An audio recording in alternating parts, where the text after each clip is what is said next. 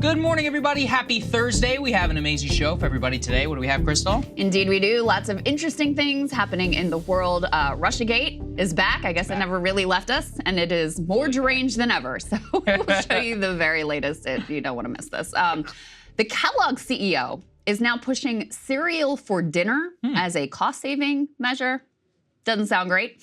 AI is really going through some things. ChatGPT went off the rails, and there's a lot going on. I don't even know what to say about the inability to accurately portray things, basic things like a European family. We'll get into all of that. Dems are freaking out about voters voting uncommitted in the upcoming Michigan primary. Top Democrats are really sounding the alarms there over Biden's incredibly unpopular among the Democratic base policy of unconditional support for Israel. Speaking of that, it has been a big week for the U.S. running cover for Israeli atrocities, and a United States congressman saying to an activist that we should kill all the children in Gaza. I'm not even kidding you there. We also have a reporter who is on the ground in the UK for Julian Assange's appeal, trying to block extradition to the United States. So he is going to give us an update. Looking forward to that. But before we get to any of that, thank you to all of you who have supported us through a premium subscription. It has made all the difference in the world to us, and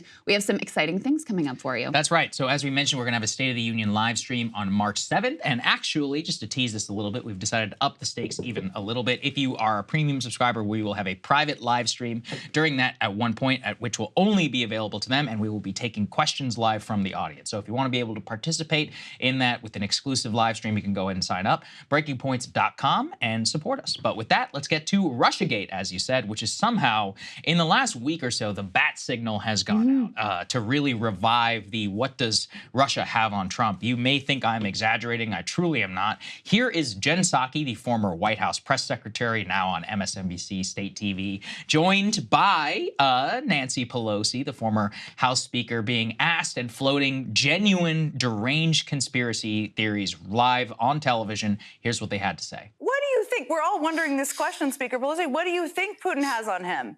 I mean, it sure seems like something, as you've said a few times, given that he refuses to criticize him, that he seems to be a fanboy of him. Had the honor of serving in the White House, didn't consider it an honor, didn't consider his oath of office to protect and defend the Constitution.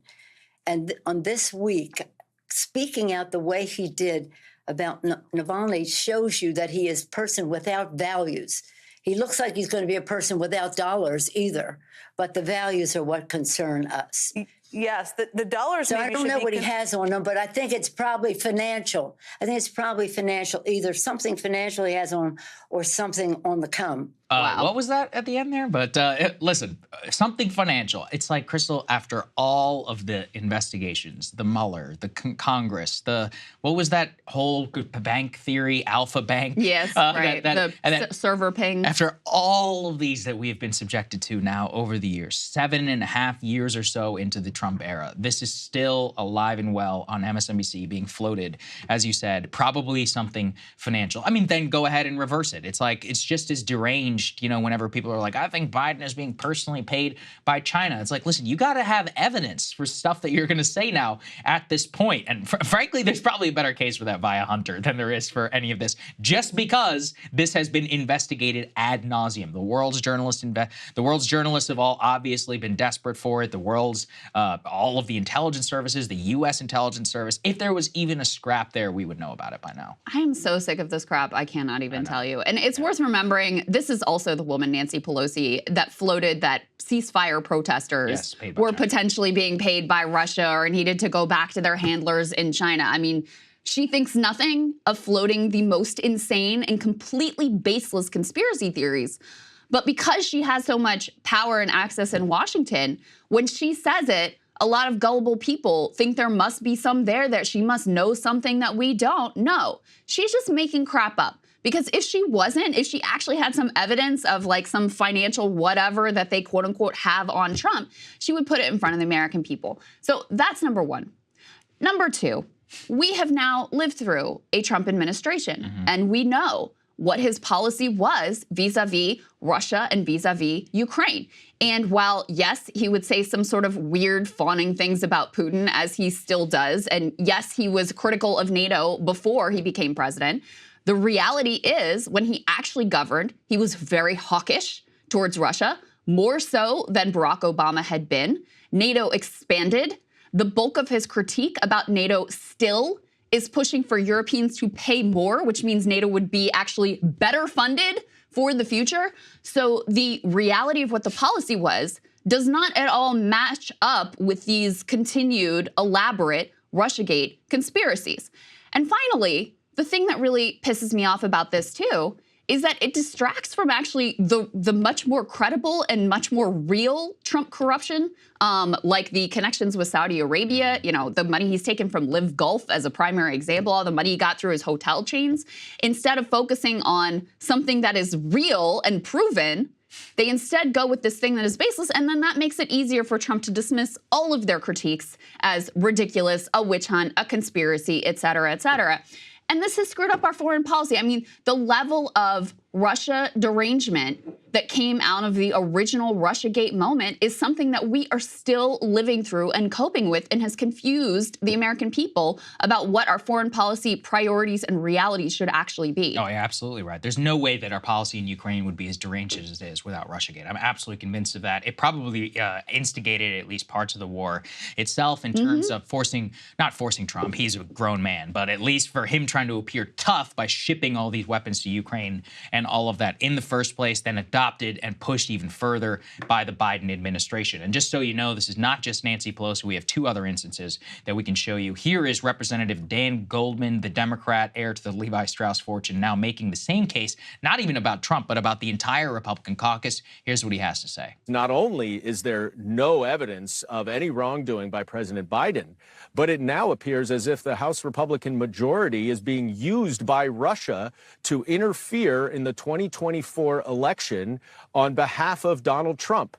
If they continue with this investigation, they are simply doing the work of Vladimir Putin to help Donald Trump win an election in November. That's where we are. What he's getting at there, Krystal, is we'll get to this in a little bit. It's about the indicted FBI informant. But, you know, you made a good point the last time we talked about this. You could make the exact same case about the Steele dossier and for all of the Russian connections that were included in that, and Christopher Steele and all the other nonsense. Did you not then, you know, fall prey to a foreign intelligence op? Basically, yes, and, you know, gaslight the American people. That's why, you know, all of these accusations, dual loyalty, treason, etc., they need to be founded in like actual evidence and not just thrown about willy-nilly. And, you know, I think a perfect point is, look, the American people have had their say on what they think about Donald Trump and the Republicans and what actually pisses them off about it. Number one, abortion. You guys led your show yesterday with that Alabama Supreme Court. That is 15 to 20,000 times more important for the election than any of this nonsense. But that's why it is a brain worm. This is a mental disease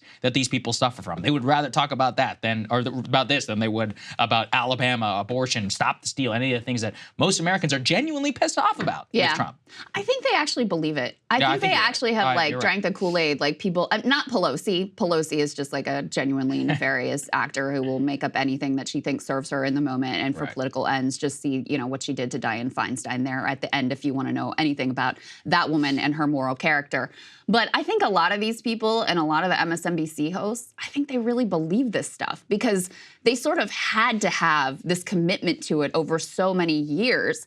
And, you know, when you really need to believe something for your job, lo and behold, it becomes much easier to actually convince yourself of those things than to, you know, hold the space for just like, I'm going to out and out lie to the American people. It's a more comfortable place for them to sit. So I think they've been convinced of the most insane and elaborate conspiracy theories. I don't think they really took in any of the evidence of, you know, the problems of the Steele dossier or, hey, by the way, what happened to the P-tape with Donald Trump that was supposedly out there? I mean, they just never really took in that so much of this, the most far-reaching conspiracies had been completely debunked. And I want to say, like, none of this is to cover for Putin, to cape for him, to say this is a good guy or he's a good actor, or we should trust him. I mean, this is a man who has, Navalny's death is on his hands. And, whether you love Navalny or had issues with him or not, he's a political prisoner who is now dead. That is not a thing to accept or to cover for or to say is, good in any way. Is Russia interested in quote unquote meddling in our elections and screwing with us? Sure. So are a lot of countries. We do the same shit all around the world, by the way, and more successfully. Yeah, more successfully, and to probably a much greater degree than Russia at this point could even dream of. So none of this is to say Russia's great and everything they do is wonderful. No, I think that the invasion of Ukraine was illegal. I think it was horrendous. I think that they are responsible for starting this war. Now, we are responsible in a lot of ways for continuing that war, for creating the context that led to that war. All of those things do not absolve us either.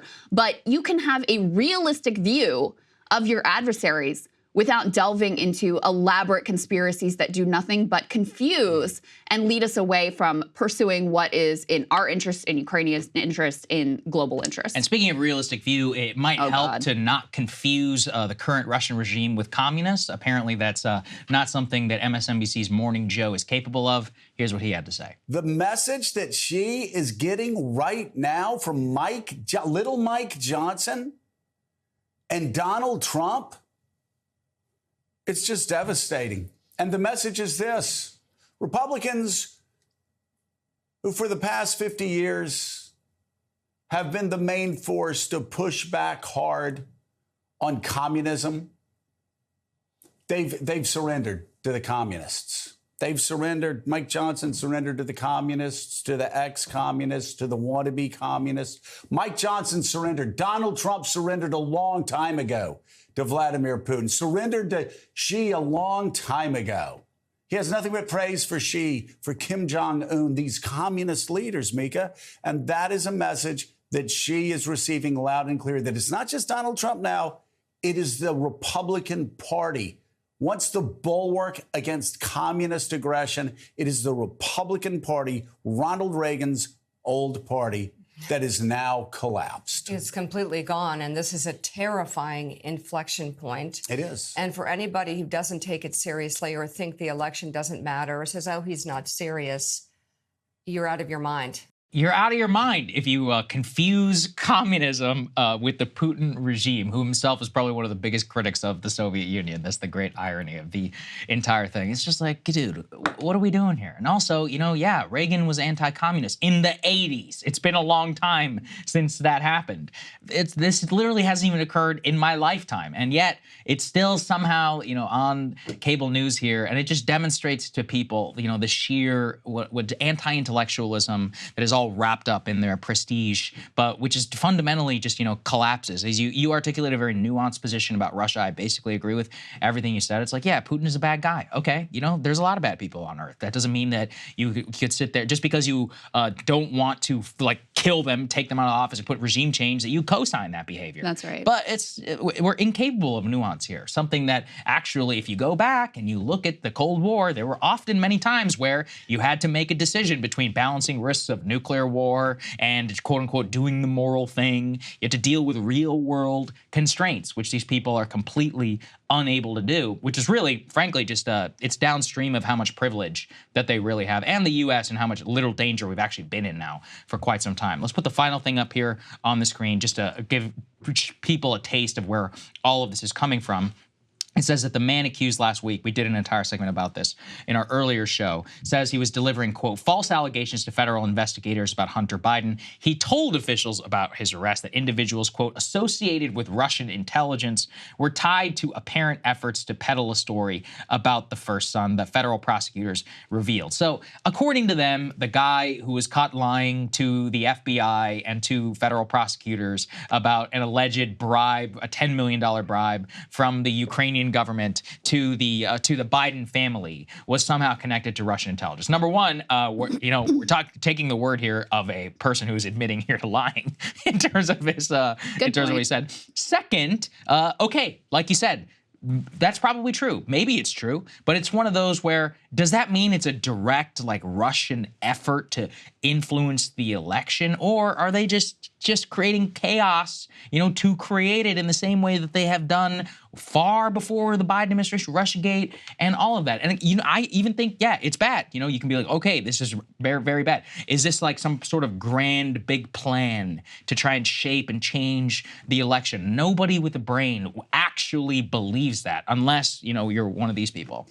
I mean, it goes back to 2016 and the fact that, yeah, there was a Russian influence operation that was, putting up these like cringe, weird Bernie Sanders memes, and, like fun, like pushing these Donald Trump Facebook groups with like terrible broken English.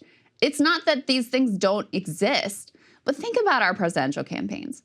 Think about how much money, like billions of dollars, that are going to be spent trying to manipulate and shape and convince the electorate.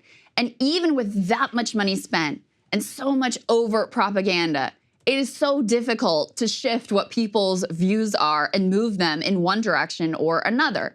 So we understand that when it comes to actual campaigns that are being run. But somehow we think like a Russian Facebook group is suddenly going to like flip a switch in the electorate and throw it to one side or to the other side. And it's just, it freaks people out in a way that we should be more realistic about. So do the Russians have some interest in, who is the next president of the United States? Putin says he prefers Joe Biden, actually. Yes, yeah. Do I believe him? I don't know. But that's what he says. But, do they have one preference or another? Yes. Do they, have some sort of operation to try to influence that outcome as best they can? Yes. Should we be terrified by that? Should we take this piece of information, which we don't even 100% know is true, and then concoct from that an elaborate conspiracy theory, Manchurian candidate, they must have something on Trump, and they're just like, we're just, puppets on a string dancing to Putin's tune?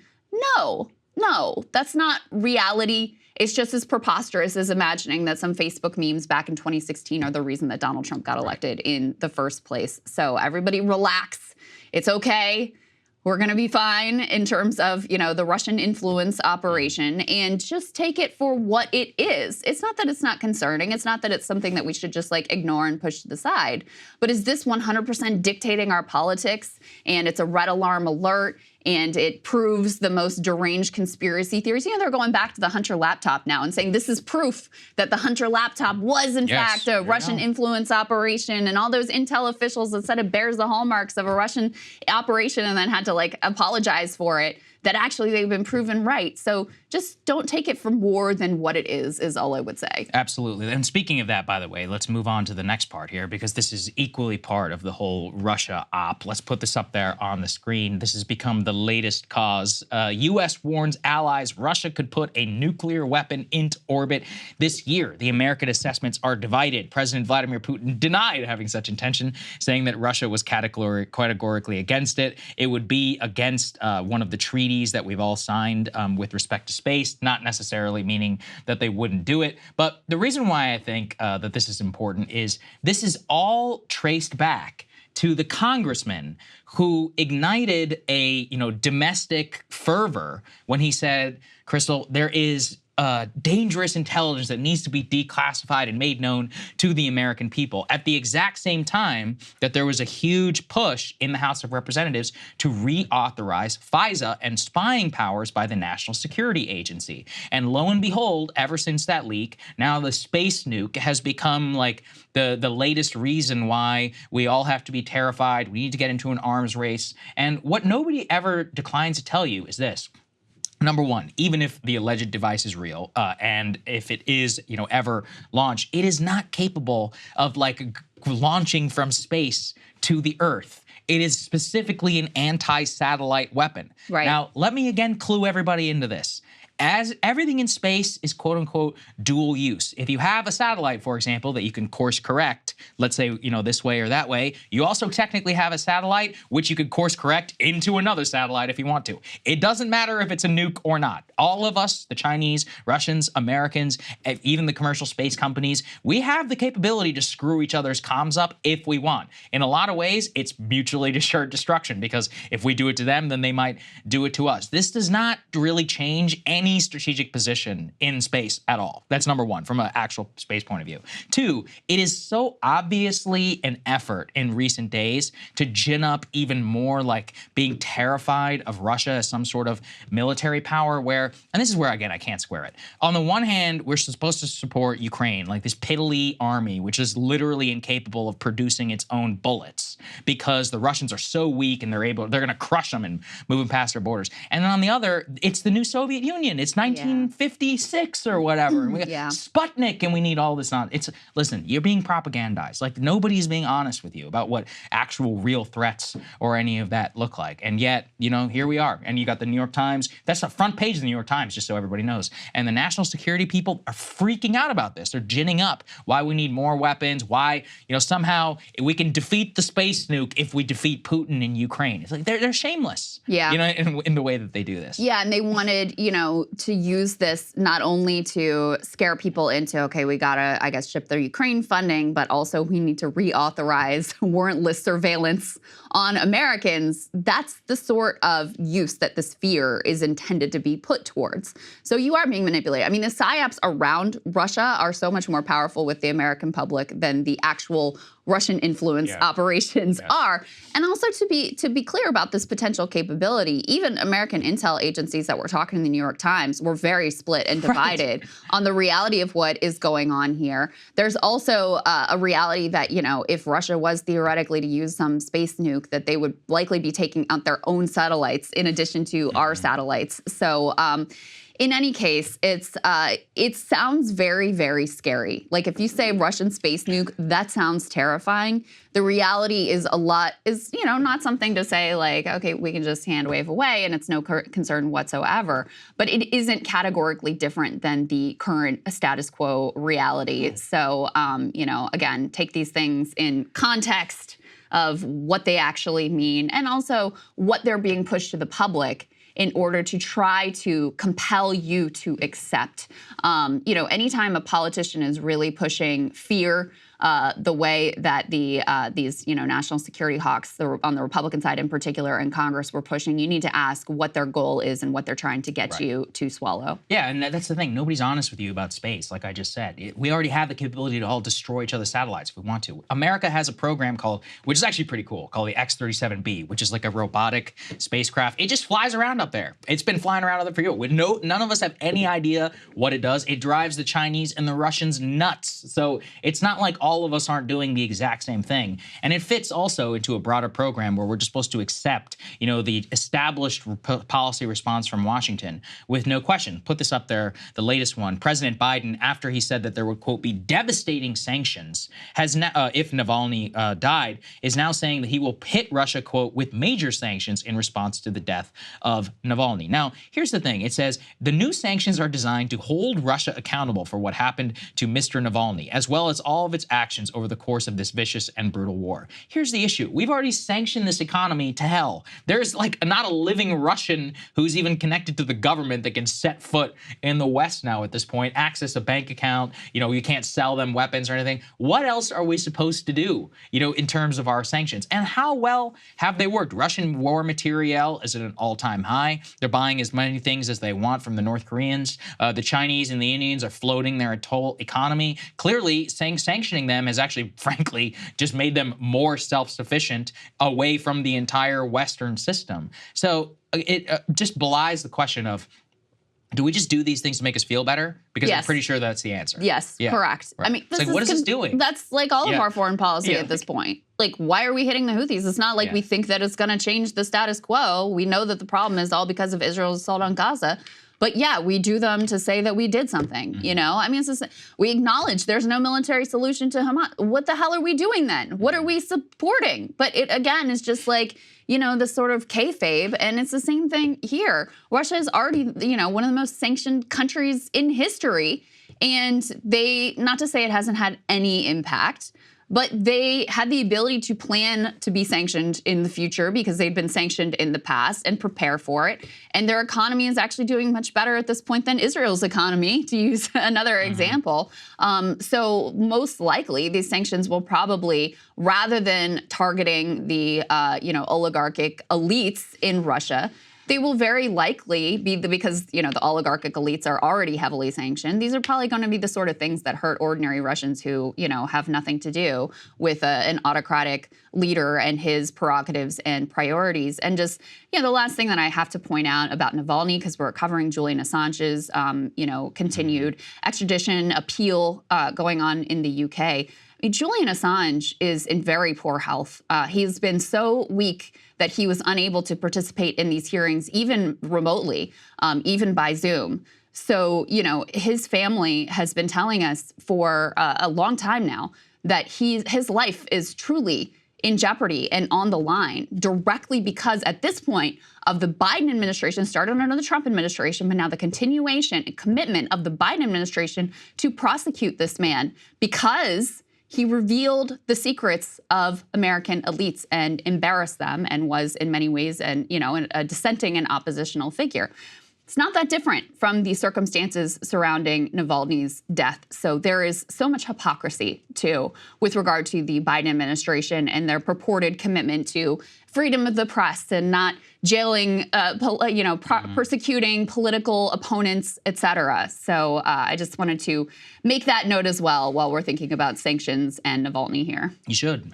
And unfortunately, it's something that Putin throws in our face also every time. Absolutely. That it gets. Okay, let's move on to the economy. There was some major news that happened just yesterday that I wanted to give some points to. Let's put this up there on the screen because it's absolutely fascinating. Nvidia has now reported fourth quarter results that have topped Wall Street expectations at the top and the bottom line. The chip giant has reported a stunning adjusted earnings per share of $5.16. But the more important thing is that their revenue was $22 billion this quarter compared to estimates of $20.4 billion. That is the data center revenue specifically that has topped all of their expectations. Their CEO, Jensen Huang, says that accelerated computing and generative AI have hit the tipping point and demand is surging worldwide across companies, industries, and nations. The reason why all eyes were on the Nvidia earning reports, Krystal, I was kind of telling you about this before they came out yesterday, is that Nvidia at this point has become so dramatically valued in the S&P 500 that basically the hopes of the U.S. tech sector, and it's not an exaggeration, a huge portion of index funds and thus all 401ks, retirement accounts for the vast majority of people are riding in some ways on this one stock. And the stock itself, for the earnings of this company, we're talking about something that has seen like orders of magnitude exponential growth in just the last decade. And it is belied by the fact that they make the infrastructure, the chips, that are what many of these large AI companies are then using to power their data centers and others. So their earnings and their ability to generate revenue and to continue that increase is kind of a bet on AI as a backstone, as a backdrop of the U.S. economy and the changing nature of where a lot of capital and other things are flowing. So it is a bright spot if you are a stockholder, but it is also indicative of how much money continues to flow into AI and why, as we cover all of the social changes that happen as a result, there's no stopping it. And I think the CEO is definitely correct. Like it is a tipping point in that, this is one of the most powerful, valuable companies now on earth that I wouldn't say it was virtually unheard of 10 years ago, but it was not even close to the power of Google, Facebook, Microsoft, and all that it is now. I mean, it's now valued up near like Exxon in terms of a company that almost came out of nowhere. And so it shows us like where the power in the U.S. economy is going. So according to CNN, Nvidia makes up 70% of AI semiconductor sales to show you how dominant they are in the industry and how critical they are to it. And I guess, Saagar, my understanding was part of why people were watching closely to see this earnings report was basically to get a sense of whether the AI boom is real or if this is like a bubble that's sort of, been overhyped and imminently about to bust, and also to see whether the Biden administration's restrictions on exports of chip sales to China, whether that had significantly curbed Nvidia's growth. And I guess the answer is not so much. It did not. Yeah. I mean, everything that we're able to see here, I'll give everybody an example. So in 2012, the annual revenue for Nvidia was $3.9 billion. In 2024, it will be $60.9 billion. Last year in 2023, they did $26 billion. And then, you know, if just 5-7 years ago, in 2018, they did $9 billion. I mean, it's just like one of the most insane rises in revenue for a U.S. company, or for a U.S. company. I believe they're headquartered in Santa Clara, ever. And it's one of those where it has come to now encompass so much of the S&P 500, of the tech sector, as kind of an indicator of where all these things are going. And honestly, I find it kind of exciting, you know, to have a company like this just come out. We're so used to the Googles, the Facebooks, the Exxons, Microsoft, and all of that all of a sudden out of nowhere you have this freaking, you know, insane company with all this productivity, this new CEO, he's like holding the back of the U.S. economy, you know, on top of him. But I also do want to caution everybody that, you know, the gains and the wealth that is all being generated here is pretty highly concentrated only in tech. And the better, honestly, the better that they do, the more we need to watch for the social implications of white collar work that gets cut off, and, you know, whatever in terms of lawyers and all the other industries of which this is set to disrupt. Like, this is the backbone, the chips that are going to power much of the software revolution that will come on the back. I was just going to raise those concerns because you had an announcement 2 days ago that Google, in spite of earning record profits, is still laying off thousands of employees, thousands more employees after already laying off 12,000. And so that shows you the way that this is further concentrating wealth in the hands of a very few people.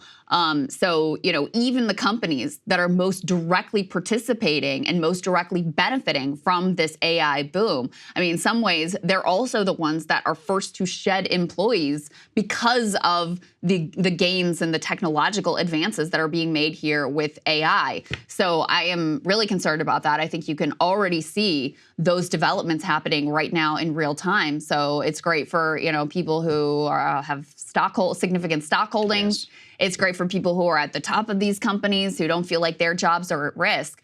But for a lot of white-collar workers, I'm sure they should and probably are looking on at these developments with a lot of concern. And we're about to talk more about AI and what the hell is going on there, because there are a lot of other concerns, obviously, about the development of AI and whether we as a society and as humanity are ready for it, and certainly whether our political system is ready for it, to which the answer is certainly no. We may have great chips, but if the programmers aren't good, as we'll show you with Google, there's not a lot you can do. Let's go to the next part here, because this is like the perfect thing. As S&P 500 pops, as the tech sector continues to boom, Nvidia earnings and all of that, there is a huge crisis for food affordability here in the United States, best exemplified by the CEO of Kellogg, who is now pushing cereal for dinner as a way for cash-strapped families to feed themselves as they struggle in paying for the grocery store. Here's what he had to say. The cereal category has always been quite affordable, and it tends to be a great destination when consumers are under pressure. So some of the things that we're doing is first messaging. We got to reach the consumer where they are. So we're advertising about cereal for dinner. If you think about the cost of cereal for a family versus what they might otherwise do, that's going to be much more affordable. The other places that we like to go is we talk about making sure we have the right pack at the right price in the right place. So having a different size pack that'll have a different price point, that'll take some pressure off the consumer while they're shopping. So those are some of the things that we're doing. But in general, the cereal category is a place that a lot of folks might come to, because the price of a bowl of cereal with milk and with fruit is less than $1.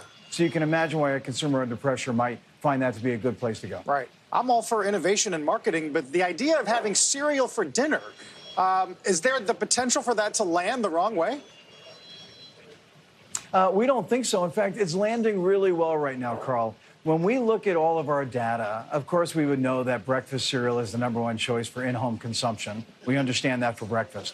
It turns out that over 25% of our consumption is outside the breakfast occasion. A lot of it's at dinner, and that occasion continues to grow, as well as the snacking occasion. But cereal for dinner is something that is is probably more on trend now, and we would expect to continue as that consumer is under pressure. As that consumer is under pressure. Anyone else catch the palatial Florida arc? I could spot it from a mile away. You think Gary's giving his kids cereal for dinner? You see that palm Don't tree? think so. You see that palm tree in the background? Yeah, that's what a man who in the winter is fleeing south and has the ability to have second homes and to have nice little travel of the rest of us. Yeah, I don't think certainly Gary's can. eating Fruit Loops for dinner That's personally. right. Yeah, he's probably eating a fruit platter, that as dessert. Let's go and put this up there. We wonder why we have an the obesity screen. crisis and a diabetes crisis in this country. Just for I mean, everyone to know, you don't eat cereal for dinner. I don't even want my kids eating cereal for breakfast. No, I agree One with of the most horrifying places in the entire grocery store is the cereal aisle. Sure. When you walk down the cereal aisle and you see like cookies in small form or like Sour Patch Kids cereal, I'm like, what did we do? Where did we go wrong as a country? Well, it makes me absolutely hate capitalism and people like this. Let's put this up there on the screen just to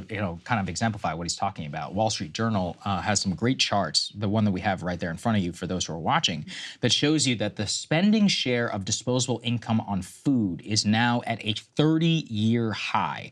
This is especially important because it encompasses not just groceries, but also dining out. As people can see, we've actually been on a decade-long increase in price of dining out. Some of that is derivative of like higher cost options, but a lot of it also has to do with inputs. It plunged in 2020 as a result of the COVID pandemic, but quickly spiked to an all-time high there. Even in terms of for dining out, it's at very, very high. For groceries, what you could see if you combine both all food and groceries, you could see that we're at the 3-decade high, and it's taking up far more of a percentage of Americans' income than in a very, very long time. As they say, too, quote, relief is not arriving soon. Restaurant and food company executives are still, quote, grappling with rising labor costs and some ingredients that are only getting more expensive, and consumers, they said, will find ways to cope. If you look historically after periods of inflation, there's really no period where you could point to where food prices go back down. They tend to be sticky, meaning this is here and it is very here to stay. I guess those ways to cope include Fruit Loops for dinner. Well, really what it is, and this is why it's sad, is if you look, it's the people who have disposable income, their consumption patterns have not changed. Right. They're eating the exact same out at dining. They're eating the exact same things at the grocery store. It is Denny's, Wendy's, and all other restaurant chains that are now telling their investors that their guest count has fallen precipitously throughout 2022 and 2023. Why? Because their customers are the ones who have lower incomes or for whom would, the occasional customer or somebody who's going to a lower cost option of these type of chain restaurants, their treat, quote unquote, is now gone. It's been cut out of the budget. So if you combine gas and cost of living and then grocery prices now replacing that, it's just taking a lot of enjoyment. Whatever little enjoyment was there at the lower end of the cost spectrum is going away. And I think that's actually the tragic situation. People in New York City are going out to eat. They're mostly fine. At the higher end of the spectrum, yes, their prices have increased by 25%, but if you compare their overall wages and the disposable income that they have, they're just eating the cost. It's the people who can't afford to eat the cost where their quality of life, that goes down significantly when your food price goes up by 25-30%. Yeah, it's the people who are working in those restaurants who can no longer afford to, to eat out even somewhere modest like a Wendy's or a Denny's at this point. And Jeff Stein actually had a good piece a while back. We talked to him a little bit, but just as a reminder of why grocery prices continue to be so high. You can put this up on the screen. He really dives in. Jeff does a great job with this stuff. His headline here is inflation has fallen. Why are groceries still so expensive? He's also been visiting food pantries who across the board are reporting that demand for food pantry and food aid is at record highs and continues to grow. So there's clearly a lot of struggle among the working poor, the working class, and the out-and-out poor that is reflected in those numbers. But he tracks, it's a lot of different factors. I think what you pointed to, Saagar, the fact that, when food prices go up, what grocery store or what Kellogg's brand CEO is going to say, you know what, I can afford to bring it back down. They're not going to do that because they're greedy. They're just going to eat up the extra profit margin. And that is part of what is going on here. There's actually a White House Council of Economic Advisors report that found that grocery store profit margins are higher than their pre-pandemic levels. That means they're gouging you. That means prices could be lower, but instead of lowering prices for consumers, they're just going to keep them where they are because they can justify it because prices have been high, and they're going to suck up the extra profit. That's part of it. There have also been so many climate disasters that have upended a lot of food production. So that has factored in. You've continued to have some supply chain disruptions, even post-pandemic. The fallout from that continues to reverberate. So that's part of it. So there's a lot that goes into it. But one of those pieces continues to be effectively greedflation. One other thing he points out is a group called the Groundwork Collaborative, which is a left-leaning think tank. They found that a lot of the rise in grocery prices, about 30%, is focused in 5 categories of food that are particularly vulnerable to supply chain shocks. That includes beef, chicken, fruits, vegetables, and snacks. So a lot of the sort of, the core, like the things you actually want to feed your family, not Fruit Loops, are some of the things that have been the most vulnerable to supply chain shocks and have contributed to continued high prices there. And people wonder why people still don't feel great about the economy, why they're still struggling, why they're still, giving Joe Biden a very low approval rating. I think part of it is just because they have no confidence in him. Even when things do get better, they have no confidence that he had anything to do with it or that he could continue the trend and trajectory given his, his age and his limited capabilities. But in addition, you still have numbers like this that show people are really struggling even just to be able to feed themselves and feed their families, let alone provide any of those like little bonus luxuries that make life And this nice. is so obvious to me because they're like, Krystal, but didn't you know that inflation slowed from 9 to 3 this quarter? I'm like, guys, that's not how people experience inflation. Yeah, They go to the that's so grocery store true. and they're like, why is this 30% more expensive than 5 years ago? And then they're like, oh, guess we're not going to Denny's on Sunday like we usually used to, or, after we meet up after whatever. I mean, and that's one of those where, or, you pack lunch for your kids or you pack lunch for them as you're going on a road trip, even though in the past you might have been like, maybe we'll stop somewhere. And it's not fun. It's not nice. It removes a lot of the spontaneity in life. People at the higher income spectrum, they are totally capable of absorbing that cost. People who are not, when you really have to think, that is what really inhibits a lot of the enjoyment for a lot of people. And I think that's, really devastating for people. And it's why, they're not just going to take these explanations about Build Back Better or whatever seriously. And I don't think they should. Let's put this finally up here just to show you about, again, how devastating some of these numbers can be. American credit card debt, this is just from a few days ago, has now hit a record $1.13 trillion.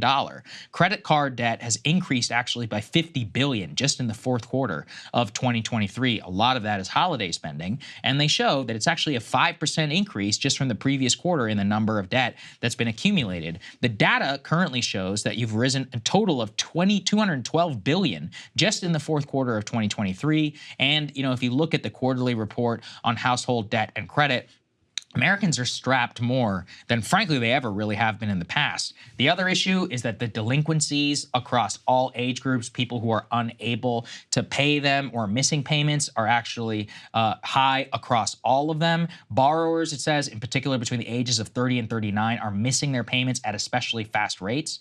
That's also very devastating because those are the exact people who, that's the age when you are supposed to be thinking about being able to buy a house, start a family, any of those. And if you are in a mountain of credit card debt, you may put off those decisions. It's one of those where it's really sad. Just to give away some of my trashy television taste, I was watching one of these episodes of Love is Blind, latest season. I love the franchise.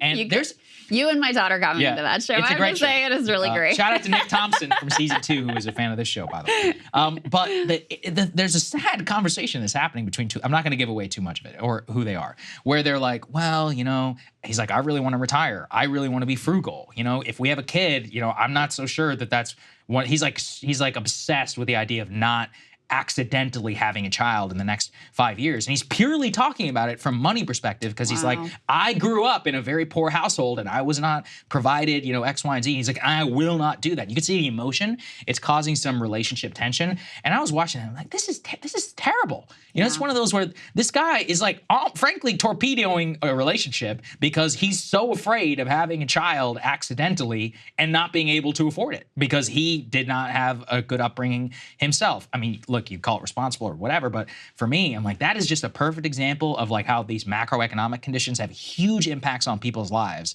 that they may not even connect to something bigger. Yeah, no, it's so true. And that sense of precarity, that stress that comes from having to count every penny, and really like live day to day and dollar to dollar. the way that weighs on your entire life is, it's a very difficult thing. And people are not wrong to feel like Joe Biden, I mean, he's not even promising anything in the next, what's his economic plan going forward? He doesn't have one.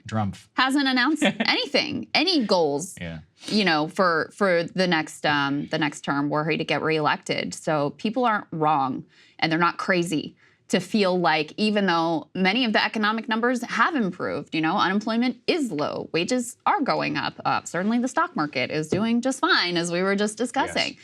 But that isn't the totality of how people are experiencing the economy, and they're not crazy to look at their day-to-day reality and say, this is not working for me, and I don't have hope that it's going to work for me or my kids for the future either. Absolutely right. All right, let's move on. We already teased this, AI. This is the funniest story that we've seen in so long. It electrified the internet yesterday. Google has had to pause AI-made images, quote, after race inaccuracies. Let's put this up there on the screen. Let's just say that the new Gemini AI system is lacking in historical accuracy if you ask it to create images of, frankly, mundane things. This was very quickly spotted by the internet after it was given basic prompts. So guys, let's go ahead and give people a taste, if we can, and roll some of these next items.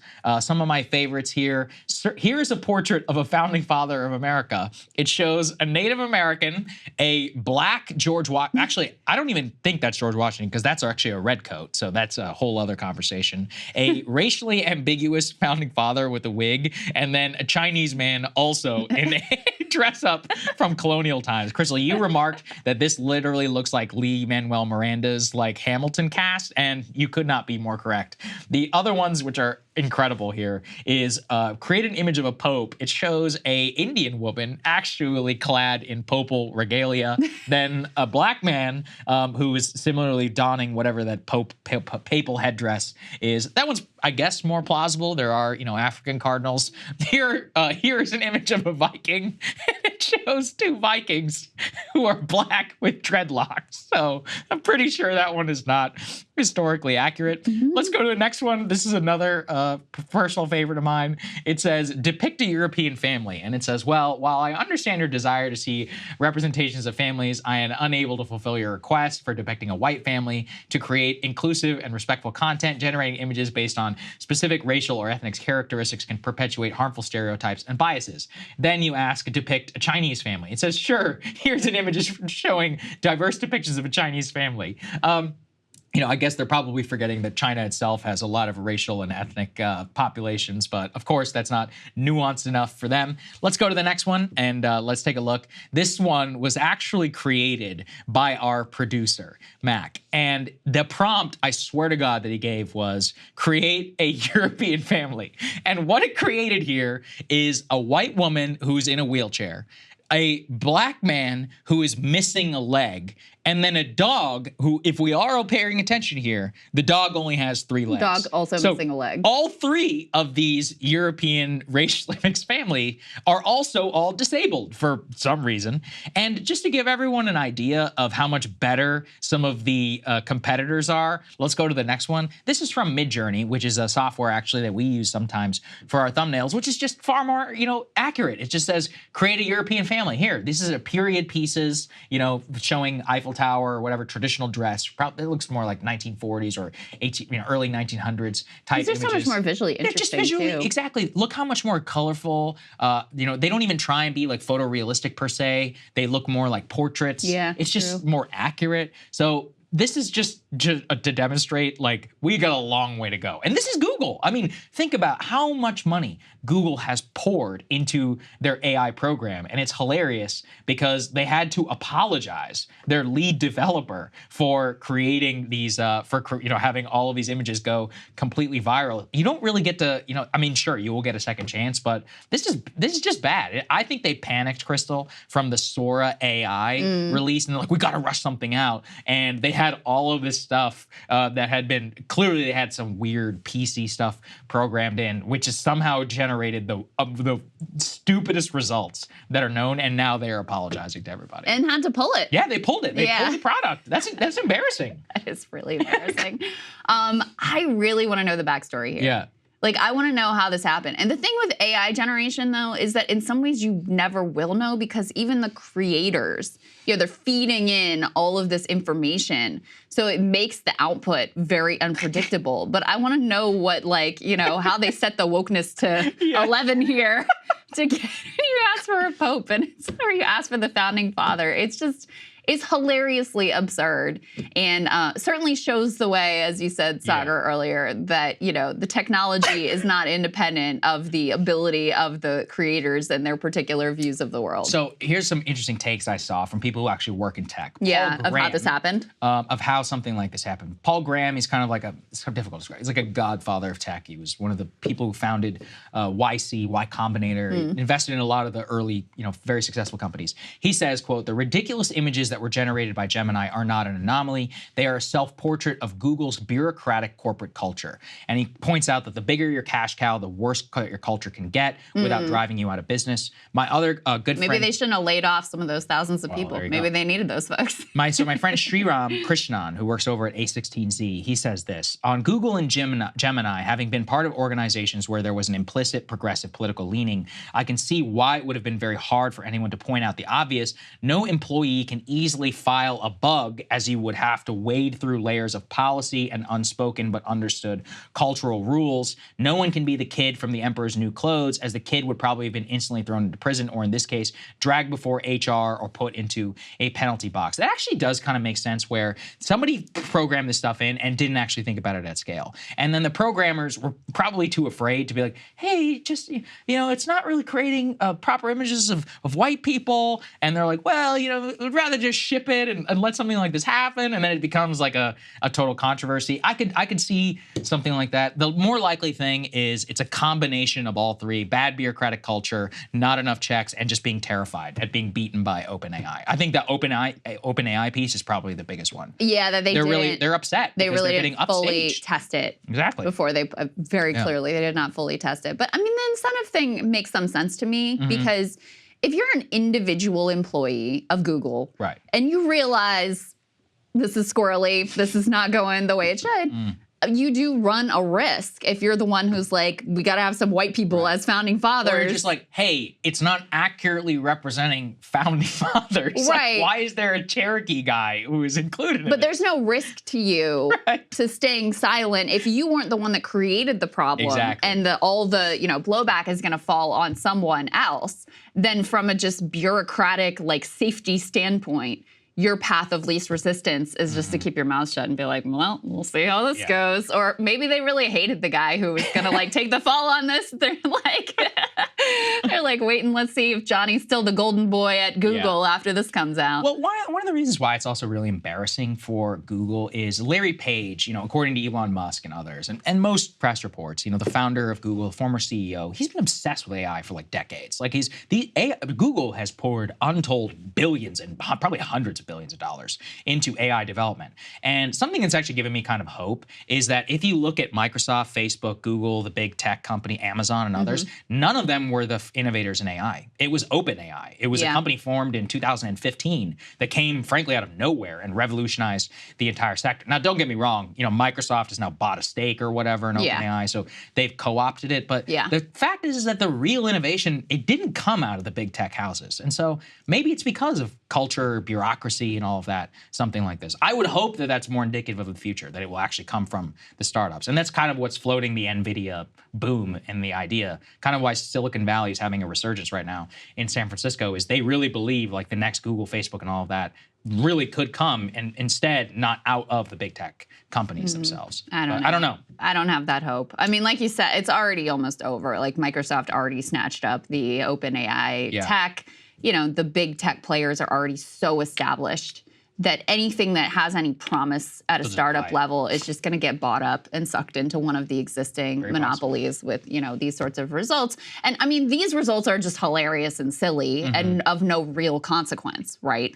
The terror is that if they are shipping a product that is this manifestly bad in obvious ways, you can be assured that they are not thinking through whatsoever the long-term societal implications that have potentially much more serious ramifications, because their interest is just in, how do I make a buck today? How do I stay in front of the competition? How do I spike the share price so that I get mine at the end of the day?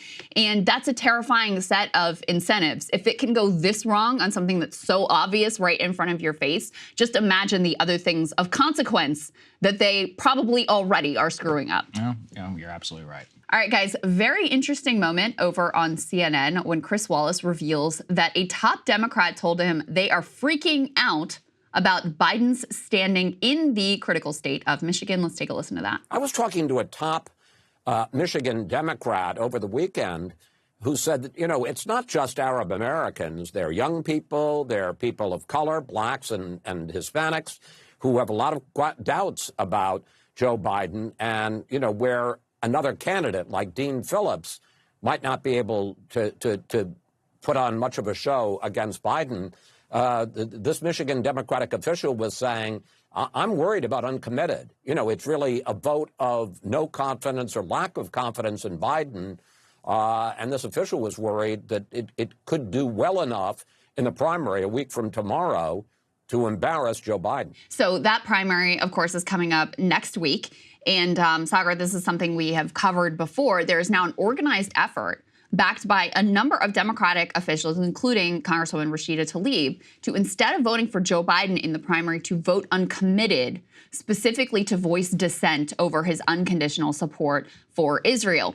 And the fear here isn't that, uncommitted is going to beat Joe Biden in the state of Michigan in the primary. Right. The fear is that the demonstration of this anti-Joe Biden commitment specifically over this policy could really carry over into the general election, and that in a lot of senses, it may be too late, even if they change policy now, to win a lot of these folks back. Now, the suspicion isn't that they're going to, switch over and vote, at least not in large numbers, for Donald Trump, although some of them may do that as well, but that they'll either stay home or they'll notch another protest vote in the fall, either for, another write-in candidate or one of the third-party candidates that may be on the ballot. There's actually a big New York Times piece this morning as well, breaking down these concerns, which is activists have been warning of this, and people on the left have been warning of this from very, very early on. And the polls immediately reflected a devastating impact, especially among Arab Americans in the state of Michigan and elsewhere.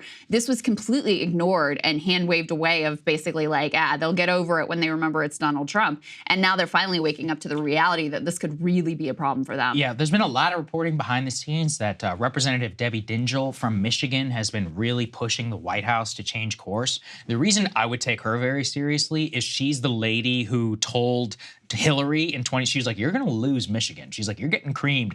And the Hillary campaign was like, you don't know what you're talking about. Yeah, she was the one who was saying, you need to come here. She's like, you need to get here now. She's like, I promise you that you have a big problem on the ground. And, given her and I believe her husband served until he was 80-something years old. So anyway, they've got a lot of ties to the state, and I believe them whenever they say that there's a problem. Yeah. This isn't just some, this isn't like an activist necessarily with skin in the game. This is just a pure political operator who's pushing the White House. And you don't understand. You have a serious problem here on the ground. You need to address it. And for them, they haven't done anything about it. The mayor of Dearborn, who we interviewed on this show, also had a New York Times op-ed, which again, this is the paper that people in Washington, D.C. are obsessed with. So the fact that they published this op-ed is really a big deal. We can put this up on the screen.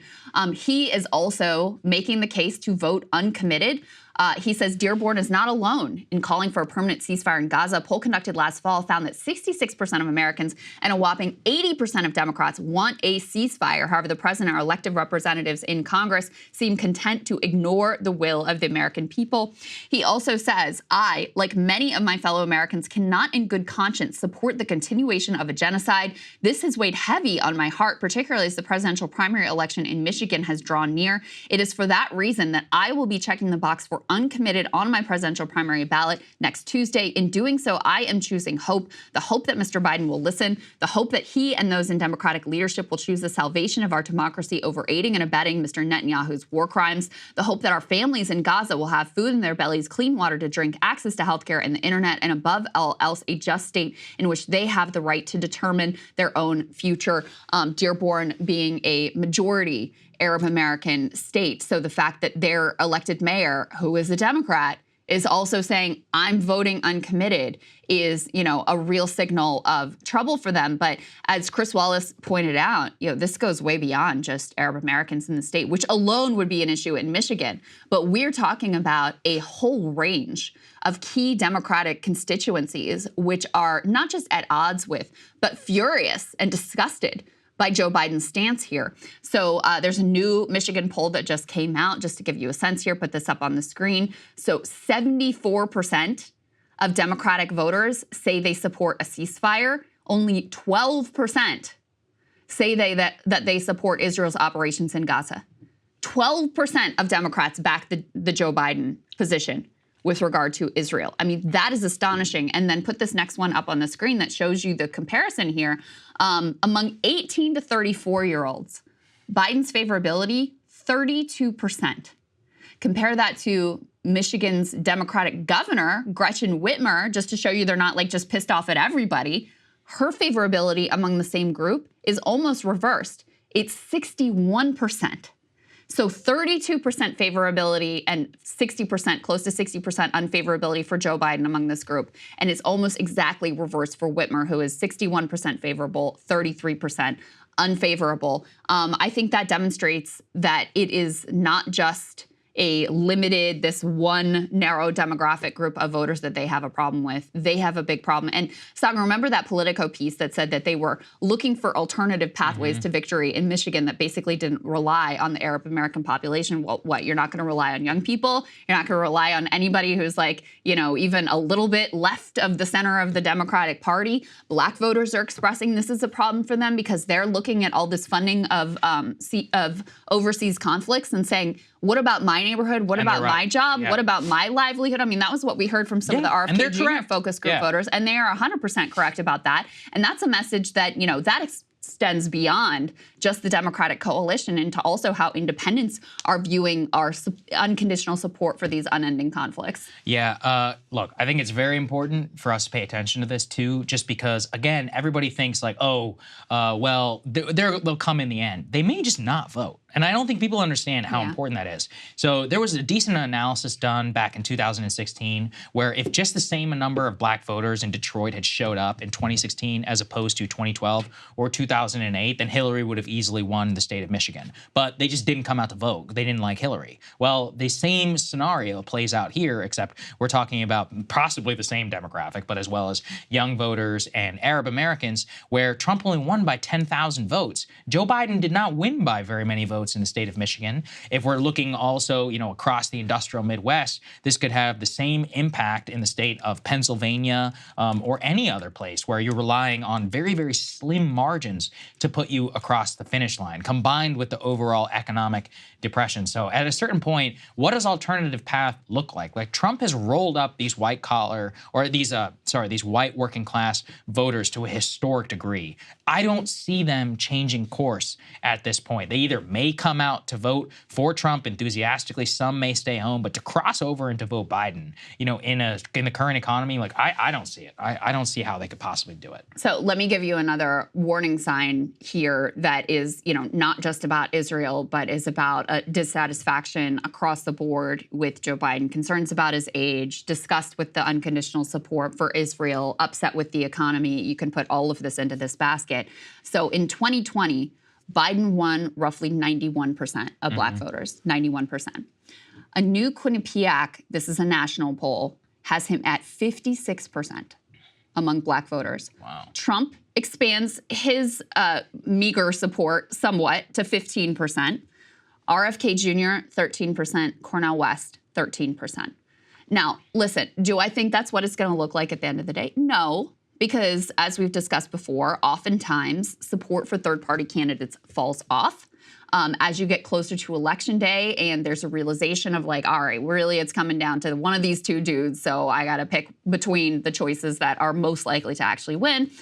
And no guarantees also that RFK Jr. and Cornel West are actually on the ballot in a majority of states. So a lot of caveats there, but this is a flashing red light for Biden to go from 91% support to 56% support, barely winning a majority of African-American voters across the country. I mean, he is in very, very bad shape here. Yeah, and that just underscores that previous point that I made perfectly about how it, you only need it in a few areas and you can lose maybe 1%, 3%, 5%. If you're losing 40%, yeah, that's it. Game over. Game over. Republicans have always said that. They're like, if we just won 85% of the black vote instead of like, if Democrats just won 85% instead of 92%, we would win all 50 states in the entire country. And I don't think people really understand like how crazy that margin actually does work, especially in the Deep South, but that's a great example of how bad things can get. Yeah, now I always have to put the other side out there just to cover our bases, which is that Republicans have their own problems. Donald Trump is also very much hated,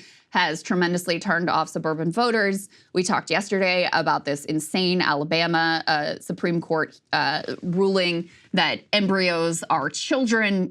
This is probably a position that's held by like 3% of the American public that they would support. There's a push behind the scenes among sort of like the Trump administration in waiting to use the Comstock Act to do this sort of like blanket national abortion ban. These things are wildly unpopular. Donald Trump is wildly unpopular. He's in all sorts of legal jeopardy. Like, they have problems too. So at the end of the day, I still think it's basically a jump ball. I would today say that Trump probably has the edge, but it's not written in stone. But the fact that Democrats have decided that they are just all in for this guy who is so much weaker than even just like pick your most random standard off-the-shelf Democrat in the entire country would probably be 10 points superior to where Joe Biden is. And it's insane. It is absolutely insane where the Democratic Party has put themselves at this point. And it is not the fault of these voters who are pissed off about your policies and disgusted with your policies. It is your fault for enacting those policies and for sticking with this dude that 86% of the country says is too old to be president another term. All right, speaking of the policies that have been enacted here, it's been a big week for the U.S. running cover for Israeli atrocities, whether it was at the International Court of Justice, whether it was at the UN. And now you have a Republican congressman truly going fully genocidal and saying all that the kids in Gaza should be killed in response to an activist who is pressing him. Let's take a listen to that. I've seen the footage of You've seen footage of shredded children's bodies. And that's my taxpayer dollars. I'm going to bomb those kids. So I think we should kill them all, if that makes you feel better. Everybody. So this is Congressman Andrew Ogles. The activist there says, so you're going to bomb these kids. And he says, I think we should kill them all if that makes you feel better. Yeah, this is another good example of how some of the most insane rhetoric on Israel can often come from the evangelical community. If we'll remember— Is that this dude's deal? Yeah, I was just looking it up in terms of Tennessee and in terms of where he's coming from and in terms of some of the background. It's not altogether surprising because they can often be the most psychotic in their support. And it's also just really crazy. And I don't really understand why a lot of Israelis put up with it. I'm like, that they support you and like to the hilt because they believe that the apocalypse is coming and this is going to be like the ground of the second coming. Like, if you really think about some of the reasons, super creepy and you're almost a weird pawn in their game. Fine, I will put that to the side. But Andy Ogles, Brian Mast, this coalition, frankly, Mike Johnson falls into absolutely. this too. A lot of this is about religious belief. And, whenever religion is concerned and you're thinking with that instead of national interests and other things, that's how you get to a place like— My other thing was, I was like, I wonder if he was just saying it to troll, but I don't think so. I think maybe he was trying to piss them off. It's disgusting to say it either way. I mean, and if your religious belief leads you to a place of saying murder all the children in a place, that isn't I'm not really Christian, but I was raised around a lot of Christians, and that is not my understanding of the teachings of Jesus Christ personally. But I could be wrong about this. You guys can check out the Bible and see whether that is consistent with the teachings that you may find there. The other piece of this is Rashida Tlaib was literally censured for echoing a rally chant calling for equal rights for Palestinians and Israelis from the river to the sea. That was a subject of mass media coverage. Every Democratic politician was forced to, answer for her and condemn her, and many of her colleagues did so. This man outright calls for the massacre of all of the Palestinian children of the Gaza Strip. And basically crickets from the media and certainly from the political class. So the blatant double standard here is really astonishing. But it is not only American congressmen who have been catching a lot of attention for their comments with regards to our great allies here, Israel. May Golan, who is the Israeli Minister of Social Equality and Women's Advancement, so she is in the Netanyahu cabinet, made some absolutely shocking remarks this week as well. Let's take a listen to what she has to say. I'll read the translation here. She says, "I'm personally proud of the ruins of Gaza and that every baby, even 80 years from now, will tell their grandchildren what the Jews did when their families were murdered." Personally proud of the ruins of Gaza, she says. Every baby, even 80 years from now, will tell their grandchildren what the Jews did. Now, keep in mind here that Israel is facing a deadline to respond to the ICJ injunctions against them that both include you got to cut out the acts that led us to determine you were plausibly committing genocide, and you have to stop statements exactly like these that are incitement to genocide, and you have to punish and hold accountable people who continue to make these statements. And here on the eve of that deadline is this cabinet minister saying that she is proud of the complete destruction of the Gaza Strip. Our own State Department was forced to respond to these insane and outrageous comments. Let's take a listen to how Matt Miller handled this particular moment of propaganda and on, trying to run cover for the Israeli government. This is not someone extreme. It's not Smotrich. It's not Ben Gvir. This is in Prime Minister Benjamin Netanyahu's party. Saeed, I would encourage you to take a close look at the comments the secretary made in Tel Aviv at a press conference 2 weeks ago, where he talked specifically about the effects of dehumanizing language and why it's important that no one on either side of this conflict dehumanize anyone else. That will continue to be our position. But if the government and the Knesset in Israel don't want the establishment of a Palestinian state, Again, you have heard the secretary speak to this, that what we will do is continue to lay out what we think the best choice for the government of Israel to make and the best choice for the Israeli people to make. Ultimately, Israel will have to make its own decisions, as every sovereign country does. Israel will have to make its own decisions, but Saagar, of course, we are so directly implicated in this since we are providing so much aid every year and continue to expedite shipments of these weapons, continue to block UN Security Council resolutions, continue to argue at the ICJ on Israel's behalf when they weren't even willing to go and defend themselves. But don't worry, the United States of America is there to defend them from allegations of illegality and crimes at the ICJ. That's what really cuts it from them, is that, at the same time, we're like, well, they can do whatever they want, but at the same time, our entire political system is like revolving around their war and like what they're doing in terms of trying to ship them money. And we have this example here of the U.S. defense of Israel at the ICJ, specifically, using our clout and our sovereignty to try to protect them. Here's what they had to say. Any movement towards Israel's withdrawal from the West Bank and Gaza requires consideration of Israel's very real security needs. We were all reminded of those security needs on October 7, and they persist. Regrettably, those needs have been ignored by many of the participants in asserting how the court should consider the questions. They have asked you to try to resolve the whole of the dispute between the parties through an advisory opinion addressed to questions focusing on the acts of only one party. The United States disagrees with that this approach would be consistent with the court's role within the United Nations, or the established UN framework for achieving peace through negotiations. So that's what you were just talking about, Krystal. That was a choice by the U.S. government to send somebody and to do that. We could have stayed out of it if we wanted to, but, you know, to specifically go and argue on another person's behalf, you're choosing a side. And it's like, when you choose a side, then you are going to become accountable. Yeah, absolutely. Yeah. And here's the thing, too, that was particularly outrageous about this moment at the ICJ. I did a monologue about this earlier in the week to set the context for what these particular hearings were about. This is a separate matter from the South African case against Israel alleging genocide. This was even predates October 7th. They're looking for a hearing and a ruling from the ICJ to determine that Israel's occupation is illegal, in part because, you know, one of the laws around an occupation is it can't be permanent.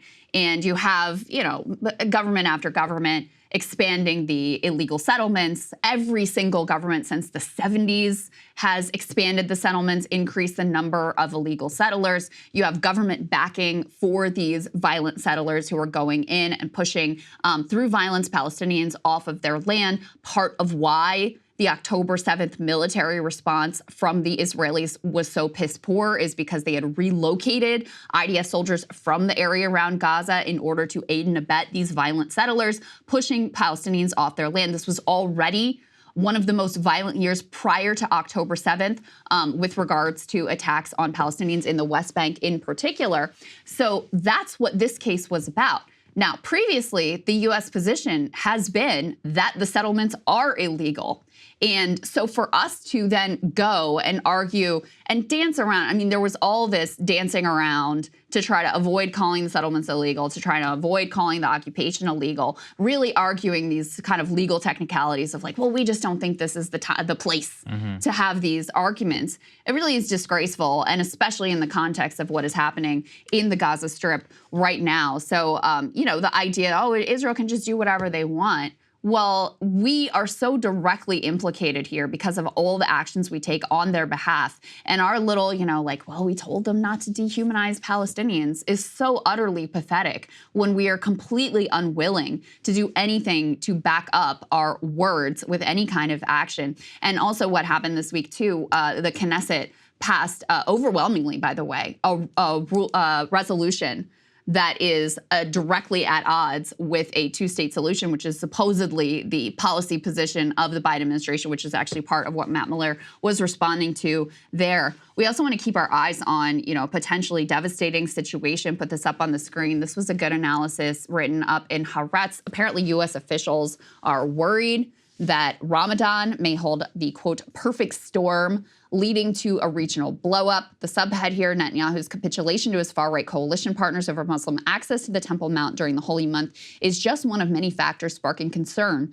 that a major escalation is imminent. So you have these religious hyper flashpoints that always create provocations, especially coming directly from Ben Gvir with regard to Ramadan. So you have that.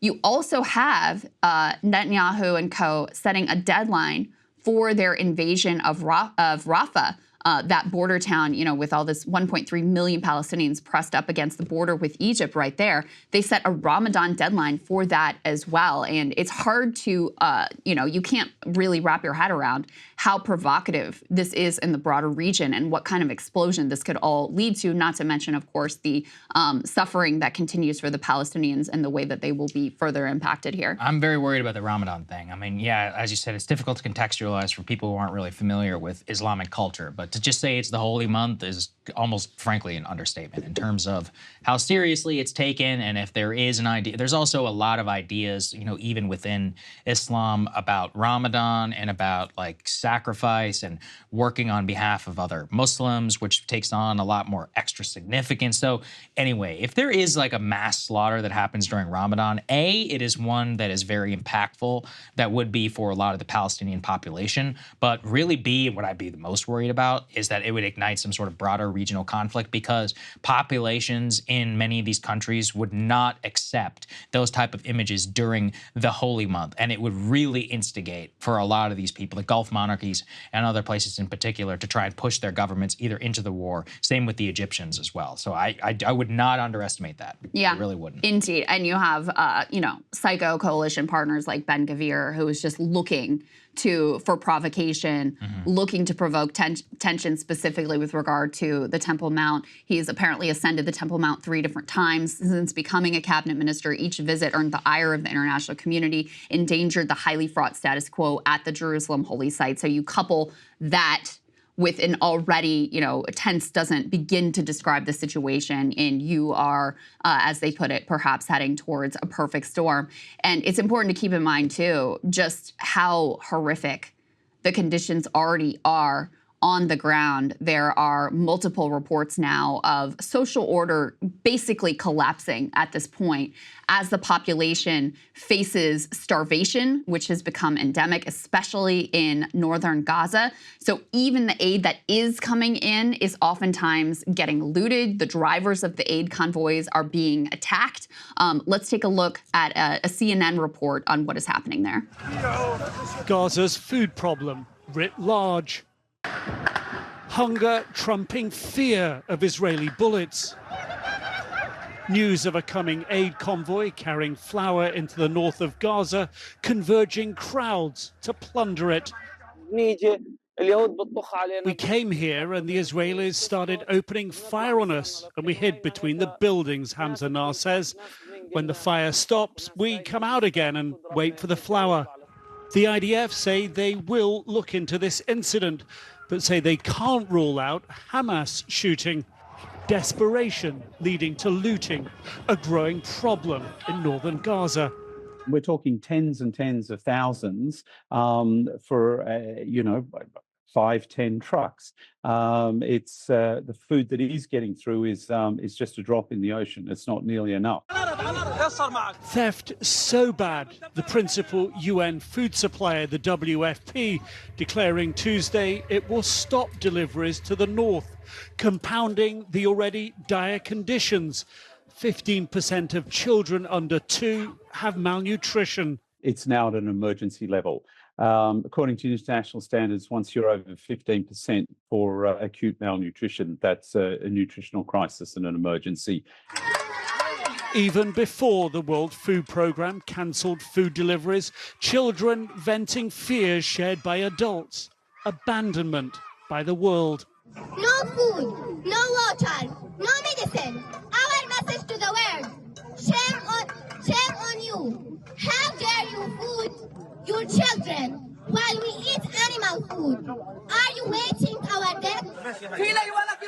So devastating report there. And I believe it was in this report as well where they interviewed a doctor who said actually the #1 condition that they are now treating at hospitals is malnutrition. That's where we are. CNN also caught Israel firing on an aid convoy. That's something that the New York Times has reported on as well. Let's put this up on the screen.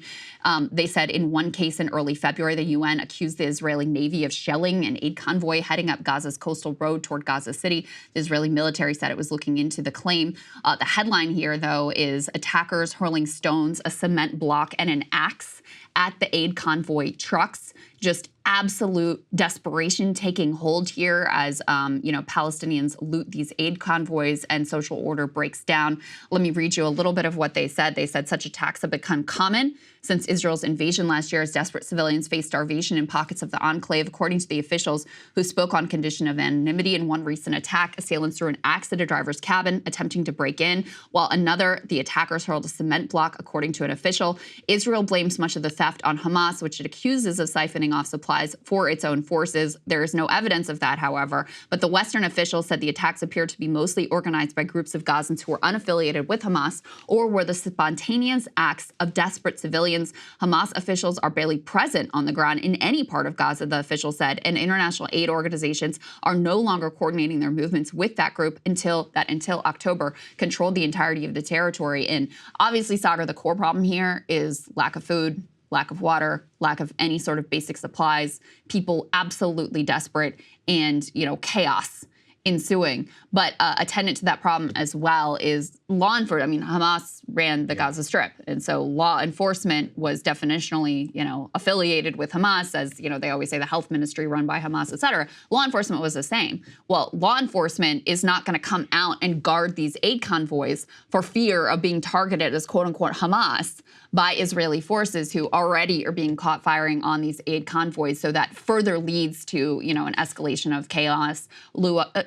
looting, and breakdown of social order. Yeah, it's really bad. I mean, it's one of those things that we saw a lot in Iraq. And one of the reasons why you want to be very fearful of this is that it means that anybody can step into the vacuum. One of the ways, actually, that the Taliban rose to power in Afghanistan in the late 90s is that you take a very chaotic situation, you restore some semblance of order, people are willing to put up with it, even if it means their kids can't go to school or their wives, basically become imprisoned in their house. It's part of Hamas's rise, Yeah, too. exactly. Yeah, of course. But this point is just that, this we could see a lot worse than Hamas. We may actually see what if Palestinian Islamic Jihad or something even more radical comes in and they start shooting all of the criminals. That can actually, in a situation like this, that's very popular. And that's exactly how they can roll up defenses. And then especially with the way that the Israeli campaign, if you combine that with some counterinsurgency effort, you're looking at a years-long issue that there is right there. So the security vacuum is not just obviously it's a humanitarian disaster, but it's one of those where we saw it in Somalia, we saw it in Iraq, we saw it in Afghanistan. When you have a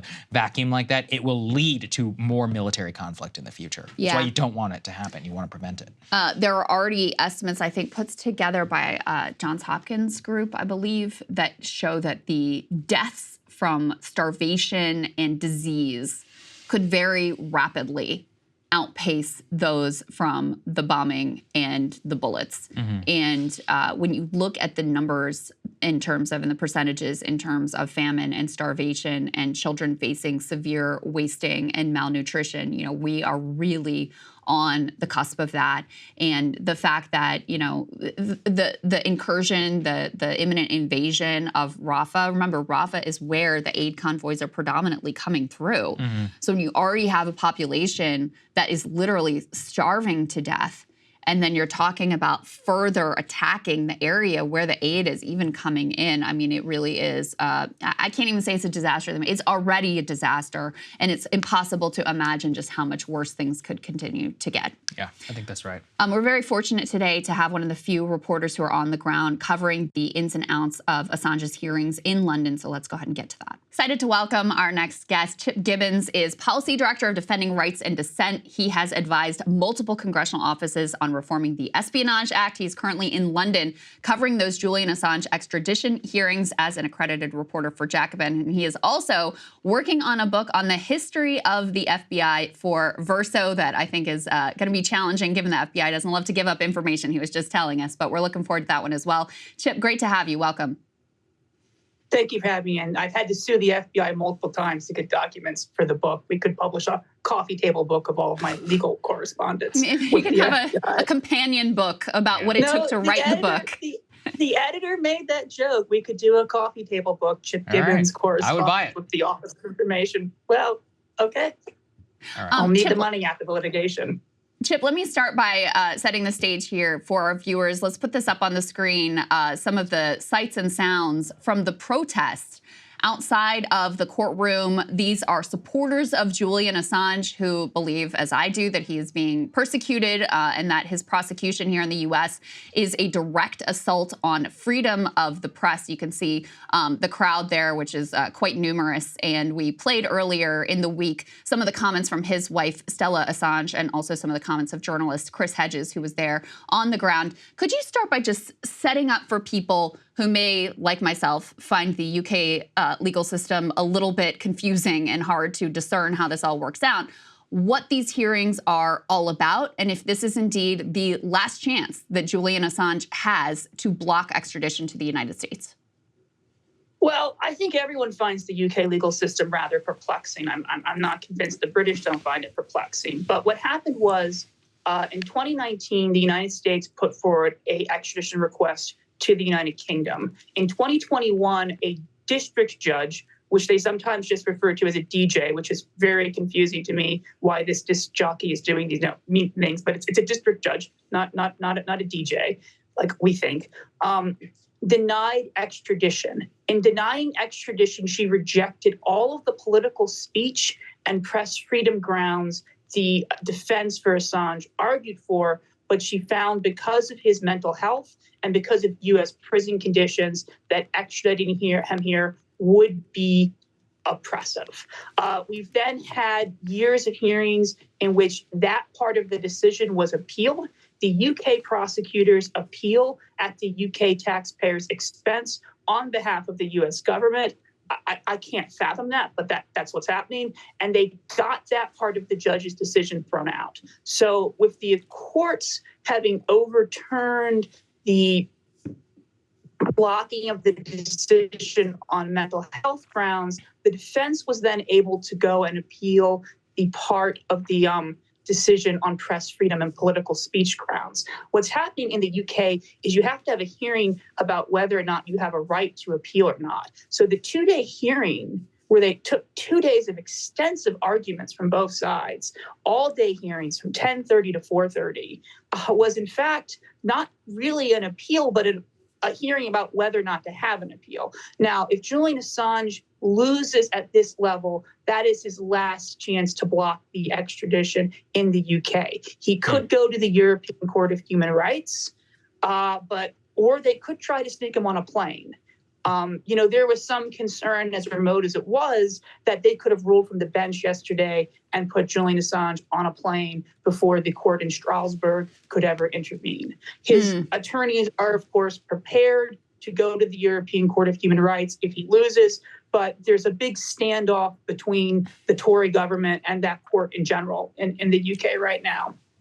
Got it. So, Chip, as I understand it, press freedom is not necessarily like a major goal of the UK government. This is a bipartisan thing, not necessarily, one party. So how does that stand in terms of if this hearing, the way that it goes for Julian's chances of even defeating extradition, period?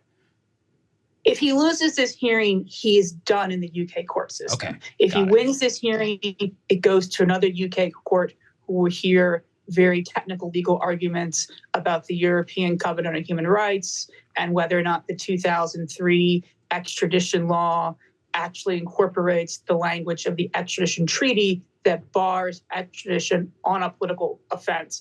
But I don't think we should get lost in the legal weeds. On the second day of these proceedings, the British lawyers started by saying flat out, Julian Assange is not a journalist. Chelsea Manning is not a whistleblower. So while there's all these technical arguments about what is Article 7 of the European Covenant and what does this part of UK domestic law mean for extradition, this is a hearing at its core about press freedom and about whether or not the U.S. can extradite a journalist to stand trial for journalism. And I feel very patriotic about the First Amendment. I think it's one of the things we do best in America. Mm-hmm. If this case comes to the U.S., we will be shredding the First Amendment's guarantee of press freedom. But the reason why there's thousands of people from all over the world outside this court is not because they're all concerned with how we're doing in the U.S., but I'm sure they wish us well, but because this case has global implications for press freedom.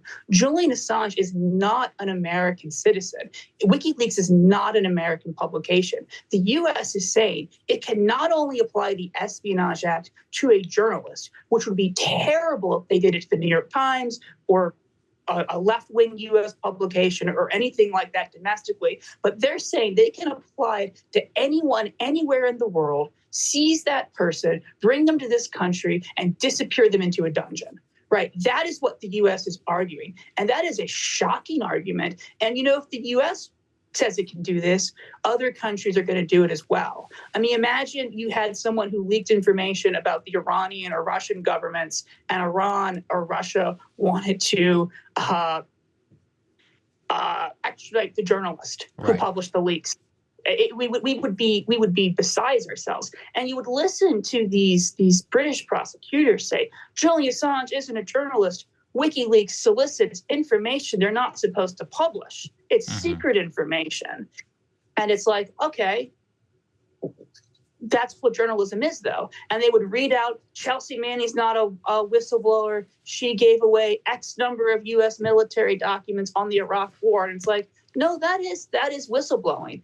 And the highlight of the hearing for me really came when the defense was allowed, I guess they're appellants now, not defense, were allowed to give their rebuttal. And they started by saying, in 2.5 hours, my learned colleague, that's how they refer to my learned colleague. The judges are my lord and my lady.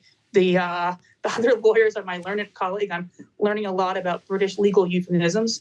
My learned colleague, in 2.5, I'll have to write a book on that. On 2.5 hours, in 2.5 hours, never once mentioned these documents were about state criminality or about war crimes. And when you punish someone for publishing documents about state crimes, war crimes, the nexus between that and a political offense is completely clear, because the UK judges kept saying, or not judges, UK lawyers kept saying, well, how can it be a political case? We've had 2 different presidential administrations. If you say it's a political case, you're besmirching the prosecutor. You're saying he's bringing it in bad faith, and we have, such good relationships with the U.S. And the lawyers they make a number of brilliant technical legal arguments, but they just came back with, when you have documents that expose state criminality and you put the person in jail, right? The political repression there is quite clear. You don't need to be a lawyer to know which way the wind blows in this case, to paraphrase Bob Dylan. It's always important to remember, too, the people actually committed those crimes that were revealed. They were never held accountable. It's also important to remember that the Obama administration agreed with your assessment that this implicated press freedom. And, they hated Julian Assange as much as the next administration, but they decided under the Obama-Biden administration that they could not prosecute him and protect journalists at the New York Times, the Washington Post, and elsewhere, or publishers as well. Chip, how did you feel like these hearings went? Is the deck just hopelessly stacked against Julian because the UK is just basically going to do whatever the Biden administration wants them to do?